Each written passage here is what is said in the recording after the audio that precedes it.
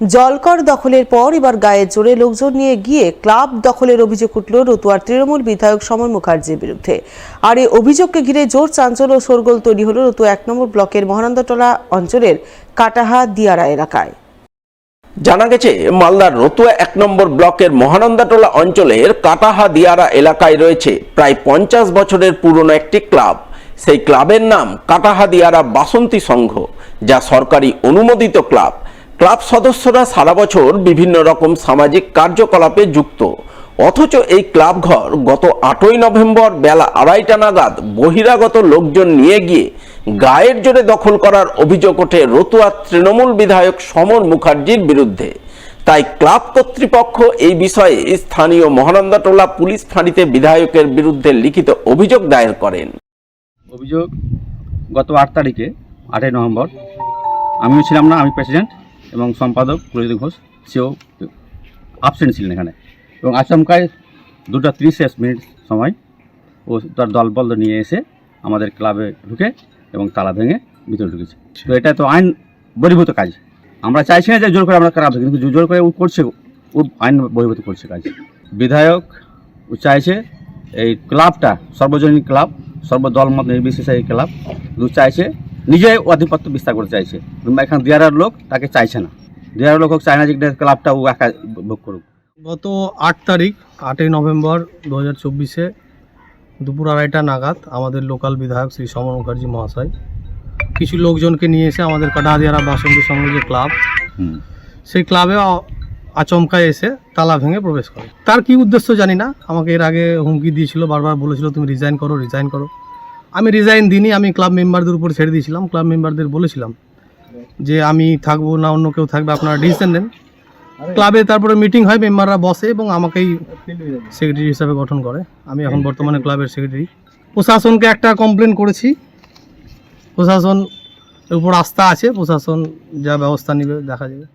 এদিকে এই ঘটনা জানাজানি হতেই রাজনৈতিক মহলে বিরূপ প্রতিক্রিয়া তৈরি হয়। ঘটনায় কড়া প্রতিক্রিয়া ব্যক্ত করেন সিপিআইএম-এর রতুয়া এরিয়া কমিটির সম্পাদক নজরুল ইসলাম। রতুয়াবাসীর দুর্ভাগ্য যে আমরা এমন একজন এমএলএ পেয়েছি, জনপ্রতিনিধি, যিনি জনগণের কথা ভাবেন না। আগাগোড়াই দেখে আসছি তিনি নিজের ব্যক্তিগত স্বার্থটাকে সবার উপরে দেখেন। এখনও চালিয়ে যাচ্ছেন দখলদারি।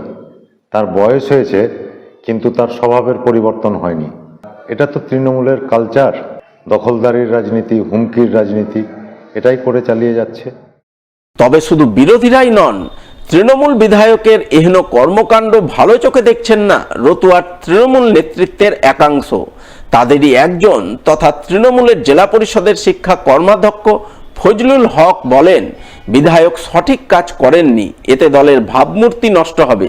কারণ ক্লাবগুলি নিজস্ব নিয়মে পরিচালিত হয়, গায়ের জোরে কোনো ক্লাব দখল কখনোই কাম্য নয়। বাসন্তী ক্লাব মহানন্দাটোলা দিয়ারায় একটা খুব রেপুটেড ক্লাব এবং এই ক্লাবের অনেক প্রোগ্রাম ওরা করে। শুনেছি ঘটনাটাই এমএলএ নাকি গিয়ে তালা ভেঙেছেন। উনি তো আমাদের বর্ষিয়ান নেতা, 5 বারের এমএলএ, তার কার্যকলাপের বিরুদ্ধে বলাটা আমার শোভনীয় নয়। তবুও বলবো যে উনি যেটা করেছেন, তালা ভাঙাটা লোকজন নিয়ে গিয়ে, সেটা একেবারেই সমীচীন হয়নি। কারণ ক্লাব একটা অটোনমাস বডি, ওদের ক্লাবের সদস্য আছে, তাদের নিজস্ব নিয়ম কানুন আছে এবং একটা রেজিস্টার্ড ক্লাব। সেখানে উনি তালা ভেঙেছেন, সেক্রেটারি প্রেসিডেন্ট নাকি চেঞ্জ করেছেন, এটা শুনেছি। এটা উনি করতে পারেন না। আমি এর আগেও বলেছি তাকে কেউ প্রভাবিত করছে। আর ওনার একটা অভ্যাস আছে, ওনার কানে দেখার একটা প্রবলেম আছে। কানে দেখেন, কানে শোনেন না, কানে দেখেন। এই সুযোগটা নিয়ে কেউ এগুলো করাচ্ছে। তবে এই গোটা ঘটনা প্রসঙ্গে রতুয়া তৃণমূল বিধায়ক তথা তৃণমূলের জেলা কমিটির চেয়ারম্যান সমর মুখার্জির প্রতিক্রিয়া জানতে চাওয়া হলে তিনি দাবি করেন কোনো গন্ডগোল হয়নি। এই সংক্ষিপ্ত প্রতিক্রিয়া দিয়েই তিনি শটান গাড়িতে উঠে অন্যত্র চলে যান। কোনো গন্ডগোল হয়নি, বাবা, ওটা ছেড়ে দেয়। ওটা কিছু না। বাসন্তী ক্লাবে কিছু মানে আপনার নামে এফআইআর করেছে? হ্যাঁ, করুক না। ফাঁড়িতে ওরা ক্লাব কি দখল হয়েছে? বাবা, ওটা আমার বাড়ি, ওটা আমার ক্লাব। বিডিও অফিসের বিরুদ্ধে দুর্নীতি বেনিয়মের অভিযোগ তুলে বিক্ষোভ দেখালেন তৃণমূল পরিচালিত রতুয়া 1 নম্বর পঞ্চায়েত সমিতির সভাপতি সহ পঞ্চায়েত সমিতির অন্যান্য সদস্যরা। বৃহস্পতিবার এই ঘটনাকে কেন্দ্র করে ব্যাপক উত্তেজনা ছড়ায় রতুয়া 1 নম্বর বিডিও অফিসে। এদিন তৃণমূল পরিচালিত রতুয়া 1 নম্বর পঞ্চায়েত সমিতির সভাপতি সহ পঞ্চায়েত সমিতির অন্যান্য সদস্যরা মিলে বিডিও অফিসের গেটে তুমুল বিক্ষোভ দেখান। বিডিও বিরুদ্ধে জোর স্লোগান দেন। বিক্ষোভে নেতৃত্ব দানকারী পঞ্চায়েত সমিতির পূর্ত কর্মাধ্যক্ষ শেখ মিনু অভিযোগ করে বলেন, পথশ্রী প্রকল্প থেকে শুরু করে আবাস যোজনায় দুর্নীতি হচ্ছে। পথশ্রী প্রকল্পে নিম্নমানের কাজ করা সত্ত্বেও বিডিও অফিস থেকে বিল ছাড়া হচ্ছে। এছাড়াও পঞ্চায়েত সমিতির নিজস্ব ফান্ডের কোনো হিসাব পাওয়া যাচ্ছে না। কর্মাধ্যক্ষদের ভবন সংস্কারের নিম্নমানের কাজ হচ্ছে।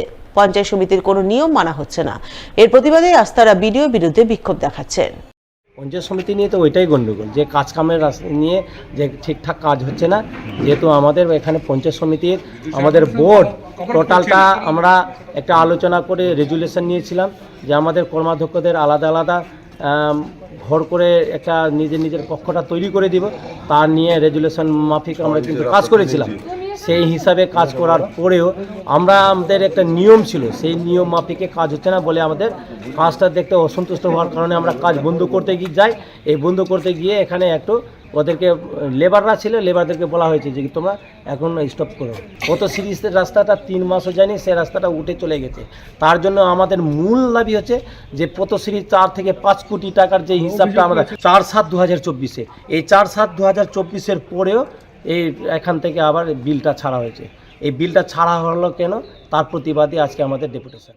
এই বিষয়ে রতুয়া 1 নম্বর ব্লকের বিডিও রাকেশ টোপ্পর কোনো প্রতিক্রিয়া না মিললেও বিক্ষোভকারী পঞ্চায়েত সমিতির সভাপতি সহ অন্যান্য সদস্যদের বিরুদ্ধে গুরুতর অভিযোগ তোলেন পঞ্চায়েত সমিতির কর্মাধ্যক্ষদের ভবন সংস্কারের দায়িত্বপ্রাপ্ত এক ঠিকাদার। তিনি অভিযোগ করে বলেন, ভবন সংস্কারের কাজে কাটমানি না দেওয়ার কারণেই মিথ্যা অভিযোগ তোলা হচ্ছে। ঠিকাদারদের হুমকি দেওয়া হচ্ছে। টেন্ডার হয়েছিল এক্সিকিউটিভ অফিসারের আন্ডারে, যে টেন্ডার মূলে আমরা 3 জন 4টা ওয়ার্ক অর্ডার পাই। 4/10/2024 তারিখে 6 তারিখে আমরা কাজটা শুরু করি। 4টা ওয়ার্ক অর্ডার মিলিয়ে 15.5 লাখ টাকার কাজ। সেই কাজটি আমরা 6 তারিখে শুরু করেছিলাম। আচমকা পঞ্চায়েত সমিতির পক্ষ থেকে বেশ কয়েকজন পঞ্চায়েত সমিতির মেম্বার এবং ওর কিছু দুষ্কৃতী সঙ্গে নিয়ে এসে কাজগুলো আমাদের 13 তারিখে বন্ধ করে দেয়। পুনরায় সেই কাজ বিডিও সাহেব আমাদেরকে চালু করতে বলেন। আমরা সেই কাজটি আজকে চালু করেছিলাম। আবার মিস্ত্রিকে গালিগালাজ দিয়ে তাড়িয়ে দেয় এবং আমার পার্টনার দুজনকে ধাক্কাধাক্কি করে প্রাণে মারার হুমকি দেয়।